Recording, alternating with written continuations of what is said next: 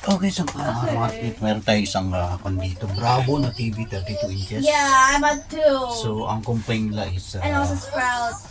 wala daw siyang backlight. So, And the Sprout has what? saksak natin. Yung mga technique, naka-indicate lang yung pula. Or yan, nag-green na pala. Yan, naka-standby siya. Dahil red yung indicator niya. Tapos power on natin. Yan. Nag-green siya mga technique pero walang display. Eject Walang button, backlight. bottle No pump, backlight. and medkit. Di man lang umilaw. So, check natin.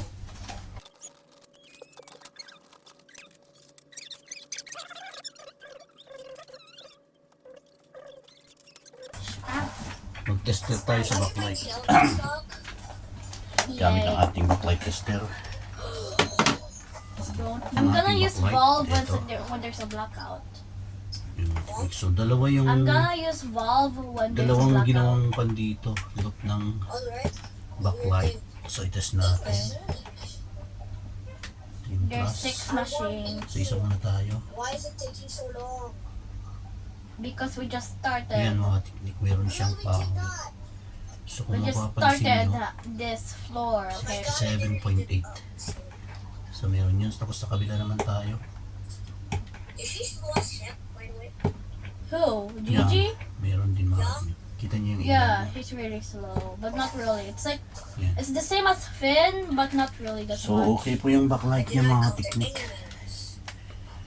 I'll finish yours. Ang problema sa Yeah. circuit. Ay, Is ito yung Roger plus. here? Yung plus. Ito yung minus. Yan. Kung mapapansin mga technique, wala. So, dito punta yung plus. Is Ay, yung anyone minus doing niya. the machines?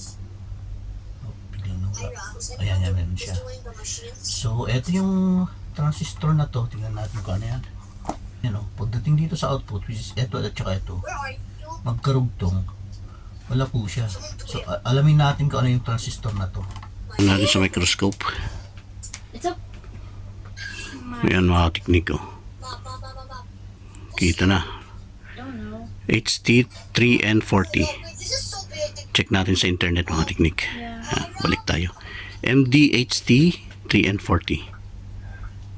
MDHT3N40. Check mo natin sa internet kung anong kanyan. So base doon sa code niya mga teknik, nakita ko yung kanyang data. Isa pa pala siyang MOSFET. Isa siyang field effect transistor mga teknik. So nag-work siya as a switch. Since ito yung pinaka-source ng ng FET, field effect transistor. Yung source kasi dapat may kuryenteng tatakbo from source going to drain. So ito yung pinaka-drain niya mga teknik. Yung drain mula rito, tapos ito shorted lang yan. Yan. So yun ang nawawala sa atin. At ang nagbibigay ng signal itong IC na to. Kung maalala nyo, nakokontrol yun natin yung kanyang brightness. So ito yung nagbibigay ng control through gate ng FET na to. So kung ano yung signal na binibigay niya, yun yung control ng kuryenteng dadaloy from source to drain. Okay, so palang araw mga teknik at continuation dun sa ating ginagawang 32 inches na LED TV na hindi nagwagana yung kanyang backlight driver. Naghanap tayo ng MOSFET at saka yung IC na switching niya pero hindi na available. Sinubukan din nating remedyuhan, reconnect na natin yung supply since meron siyang 100 volts na supply from the capacitor pero ayaw pa rin gumana. Ngayon, ito yung last option natin. Gagamitan natin ng universal backlight driver. Yan. So kung mapapansin yung mga teknik niya, ang code pala ng kwan na to, yan. Paano para malaman natin yung specification ng board na to or backlight driver na to, andyan yung kanyang code, gold -9780. So ang kanyang pinaka voltage input is from 10 to 27 volts ang nakalagay doon sa specs niya. At ang kanyang output is hanggang 180 volts, which is yung required naman sa ating nung sinukatan ko kasi base doon sa ating backlight tester, parang nasa 140 volts lang ang nire-required ng ating 32 inches na TV. Tapos ang kanyang switching, so bali kung idadiagram kasi natin ito mga teknik, ito yung ating board. Ito yung ating board na anong pangalan nito? Gold 80 or 97, Gold 9780. Meron tayong mga input ako dito, supply. Ito BCC. Tapos ito ground. Tsaka ito yung kanyang switch. Tapos ito na yung papunta ng or BL backlight. Tsaka negative ng backlight. So ganyan yung kanyang diagram. So ang BCC natin is nagre-range from 10 to 27 volts yung nakalagay doon. Tapos yung switch niya is parang 3.3 to 5 volts. So yan yung kanyang switch. Ito ground lang ng kwan. So yan yung ating idadiagram dito ngayon. Ang ating isusolda. So bumili na lang din tayo ng wire na ganito para mas madali yung pag-wiring natin.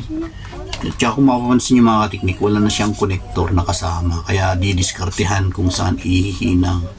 Ito medyo hindi safe sana pag ganito eh. Pero gagawan natin ng paraan para safe siya. Tapos kung makikita nyo yung diagram niya rito mga teknik, ayan yung BCC. Yan, nakikita nyo dyan yung BCC. Magkakasunod na BCC yan, ibig sabihin nakaparallel lang mga yan. So kahit saan mo ikabit yan dyan, okay lang para maiwasan din ng pagkakamali. Kaya maganda rin yung ginawa nila. Then yung kasunod is walang connection, yan okay din to para maiwasan yung magka short circuit. Then after that grounding, tapos no connection ulit. Tapos dito yung kanyang switching na on and off. So ito yung nagbibigay ng trigger. Pag nag-on na to, kahit may supply ka, kung wala kang on-off na trigger, hindi siya magbibigay ng output.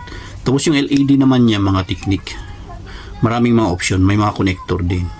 Since yung connector naman ng ating LED hindi parehas dito, so ang gagawin natin, napansin ko rin dito mga teknik, mas maganda na dito natin iswak, ipasok yung wiring, mas safe tayo. Yan, ipapasok natin dyan sa ganyan.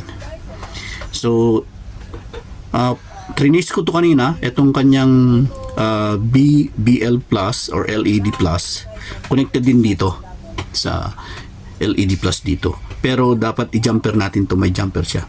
Pakita ko lang mga teknik. So kung i-check natin yung continuity ng LED, ito LED plus, tapos LED plus din dito mga teknik. Wala siyang continuity, pero dahil dito, ayan no, kailangan i-short muna natin yan. Short muna natin yan. Ayan. Bago siya magkaroon ng continuity rito. So dito siya. So nilagay lang din yan as option, pero sa akin mas okay to, mas safe. Ayaw ko kasi magkabit dito. Pagdating naman sa negative, ayan, ito yung negative ng LED. Dito naman siya kumonekta mga teknik. Ngayon kung itetrace natin, dito siya. Tapos dito na yung mga negative. Kahit alin na dito, yan. Mga negative na yan. Pare-parehas na yan. So ang gagawin natin dito, i-short natin yan. Yan. Yan yung una natin gagawin. Jumper lang natin yan. Yan.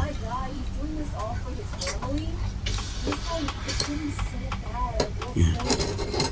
Tapos dito naman sa plus, jumper natin. Yan. Tapos sukatan natin ulit mga teknik kung tama na ba. Para dito na tayo maglagay ng wiring ng LED. So ito yung plus ng LED. Plus ng LED. Dapat connect siya rito. Yan. So okay na siya. So yung mga negative, pagdating sa negative, wala siya. Yan lang mga susukat natin. Ito yung mga negative niya. Wala siya. Tapos sa punta tayo ng negative, ito na siya. Ito yung mga negative. See? Okay na siya. So, dito na tayo magwa-wiring, which is mas safe. Safe tayo rito.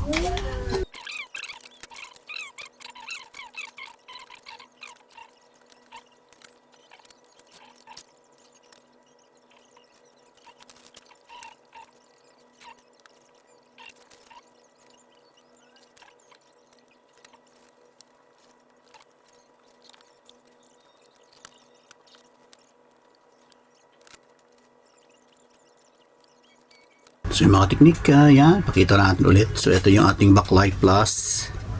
Yan. Mga LED plus, kung saan siya nakakabit doon, parehas lang din siya rito. Kinabit lang natin ng ganyan para mas safe siya. Tapos ito naman yung negative. So nasukatan natin kanina, may continuity from here to here. Then ito naman yung ating tatlong wire para sa plus. Yan. Kung makikita nyo yung red, ang ginamit kong BCC. Kung makikita nyo yung kandito nakalagay BCC. Ayan, technique BCC. BCC. Kahit alin dyan, ang ginawa nila magkakatabi para maiwasan yung pagkakamali. Kahit magkakaparallel, walang problema. Kahit magkakadikit. Basta magkalayo lang yung BCC tsaka ground. Ito yung ground natin, yung shield. Mga technique, nilagyan na lang natin ng kan. Ayan, ito siya, nakakabit na siya sa pin na to.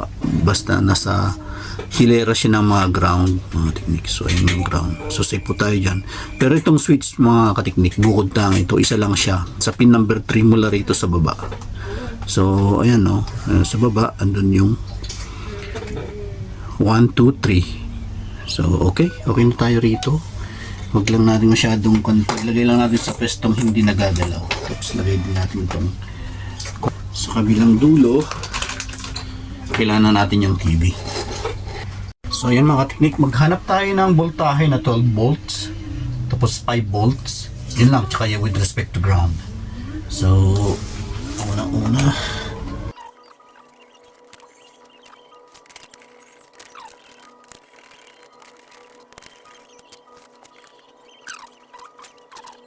respect to ground mga teknik,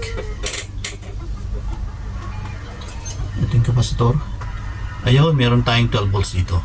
So dito tayo kukuha ng 12 volts mga technique with respect to ground. Tapos ang hahanapin na lang natin yung 5 volts. Yung 5 volts or 3 volts. Maghanap tayo ng 3 volts.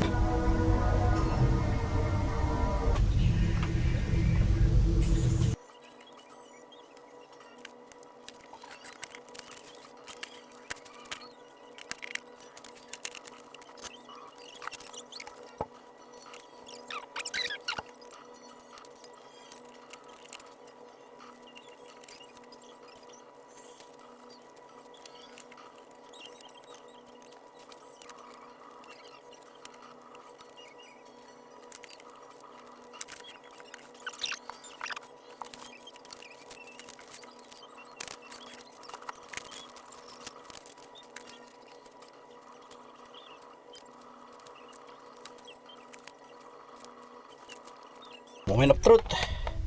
Yan, saksak. Yun. Ayun oh. Bravo oh. Ayan, nakabaliktad pa.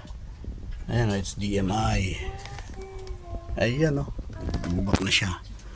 Tapos, yung mga menu.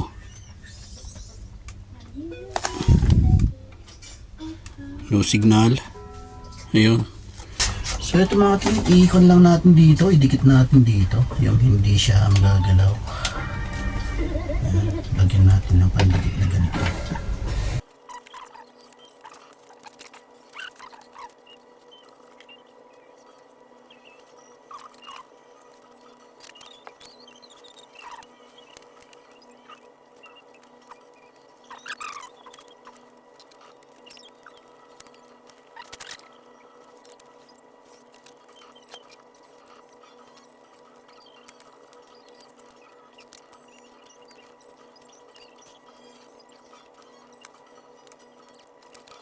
Natin matayo, bawa natin sarado. Ang mga technique, final pan natin. Patigas na yung ating pandikit. Ayan. Nilagay natin yung nilagay nating temporary tape.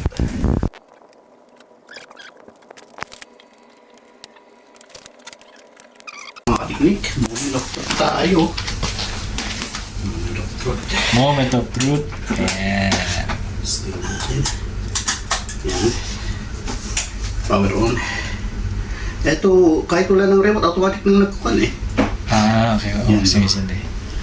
Tapos nagkukan lang ng konti, tapos labas yung backlight. Oh, natatamaan. Natatamaan yun. So, yan po siya mga teknik. Tama ba yung kanyang paliwanag na ganyan? Mm. Oh. Kaso medyo madilim na po siya. Mm. Oh? Mm.